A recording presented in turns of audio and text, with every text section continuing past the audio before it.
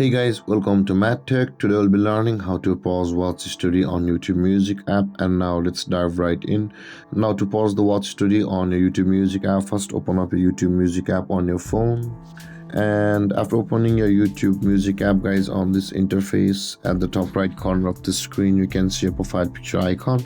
Tap on the profile picture icon at the top right corner of the screen.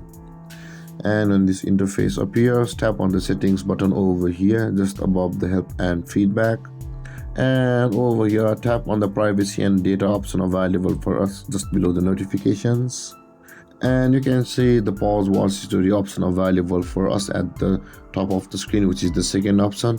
Make sure the toggle icon at the right side of that option is turned on, and tap on the pause button over here. With that being done, guys, your watch studio on your YT Music app will be paused until you unpause it, and it will not show up on your story. And with that being said, guys, this is how to pause watch studio on your YouTube Music app. And if you have any confusions or questions regarding the topic, feel free to comment in the comment section below, and don't forget to like, subscribe and hit that bell icon for more videos. Thank you for watching, guys. Peace.